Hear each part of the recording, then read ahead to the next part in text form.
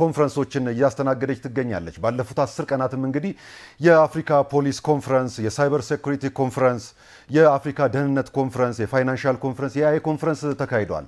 ዛሬ ደግሞ በይፋ ማለት ነው የዓለም ስራ ድርጅት አህጉራዊ ጉባኤ እየተካሄደ ይገኛል። እስቲ በጉባኤው ላይ ምን ጉዳዮች ተነሱ? ተሳታፊዎችስ እነማን ናቸው? ጠቅላላ አድርጋ ሀሳብን ብታቀርብልን።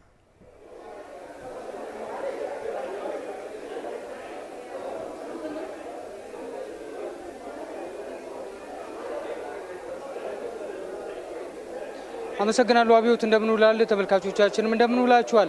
አዲስ አበባ ከተማችን እንግዲህ 20ኛውን የዓለም የስራ ድርጅት የባለብዙ ዘርፍ የስራ ዕድል ፈጣሪ ዘርፎች ዓመታዊ ጉባኤን ማካሄድ ጀምራለች። በአፍሪካ ህብረት እየተካሄደ በሚገኘው ይኸው ጉባኤ ላይ እንግዲህ ከ50 የተለያዩ ሀገራት አፍሪካን ጨምሮ ማለት ነው በዓለም አቀፍ ደረጃ በርካታ የሰው ኃይል በመቅጠር የሚታወቁ ተቋማት አመራሮችን ጀምሮ የሀገራት ሚኒስትሮች ከዚሁ ከመሰረተ ልማት ግንባታና ከሰራተኛ ጉዳዮች ጋር በተያያዘ ቅርበት ያላቸው ተቋማትን የሚመሩ የስራ ኃላፊዎችን ጨምሮ ከ1500 በላይ ተሳታፊዎች ናቸው ዛሬ አዲስ አበባ መምከር የጀመሩት።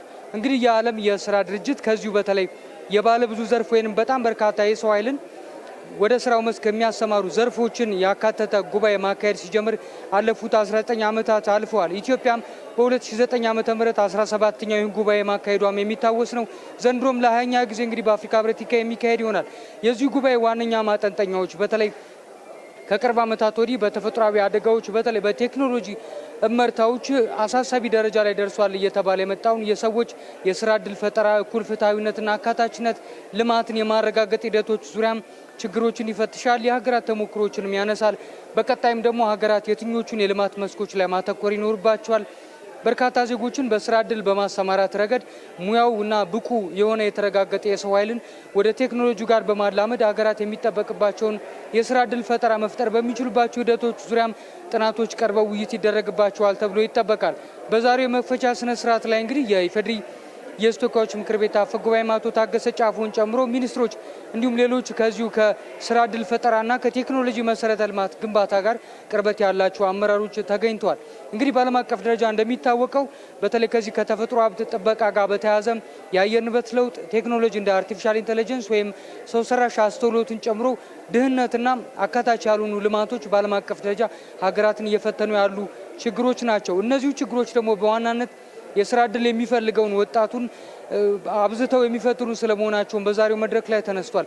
አፍሪካ አህጉሩን ብቻ መነሻ ብናደርግ በየአመቱ ከ37,000 በላይ ወጣት ኃይሎች የስራ ዕድል ፈልገው ወደ ገበያው ላይ የመቀላቀል ፍላጎት ይኖራቸዋል ተብሏል። በመድረኩ እንደተነሳው ይህንን በየአመቱ የሚመዘገብ ከፍተኛ ቁጥር ያለው እንዲሁም ደግሞ በሀገራት መካከል ያለውን ከፍተኛ የስራ ዕድል ፍላጎት በማመጣጠን ረገድ ሀገራት አካታችና ዘላቂ ልማትን እውን ማድረግ እንደሚጠበቅባቸውም ጭምር ተመላክቷል።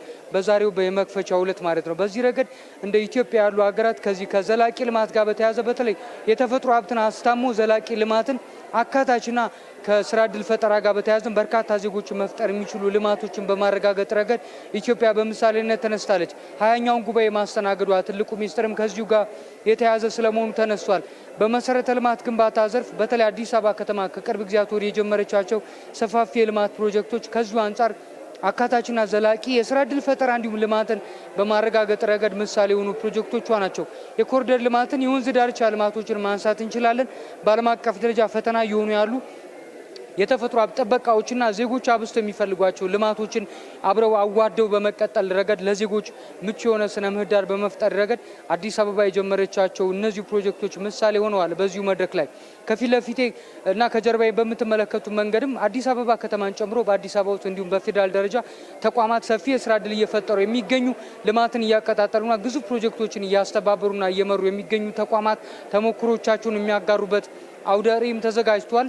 ዛሬን ጨምሮ ከግንቦት 11 እስከ መጪው አርብ ማለትም ግንቦት 15 ድረስ በሚቀጥለው ይሄው ጉባኤ ላይ እነዚሁ ተቋማት አዲስ አበባ ከተማን ጨምሮ ማለት ነው ልምዶቻቸውን ተሞክሮቻቸውን ያሳዩዋል ተብሎ ይጠበቃል። በቀጣዮቹ 4 እና 5 ቀናት ውስጥም ቀደም ሲል ያነሷቸው የመሰረተ ልማት ግንባታዎች፣ የቤቶችና የኮሪደር ልማት ስራም አዲስ አበባ ከተማ ለእነዚሁ ተሳታፊዎች የምታሻግራቸው በተሞክሮነት የምታሳያቸው ይሆናል ተብሎ ይጠበቃል። ለ5 ቀናት የሚቀጥል ነው የሚሆነው። መክፈቻውን ዕለት የዘገበው አዲስ ሚዲያ ኔትወርክ አዲስ ቴሌቪዥንም ደግሞ እስከ መዝጊያው ዕለት የሚኖሩ ሁነቶችን ወደ ተመልካቹ የሚያደርስ ይሆናል። ዝርዝር ጉዳዮች ካሉን ደግሞ በምሽት የዜና ወጃ ይዘን እንቀርባለን። አመሰግናለሁ አብዮት።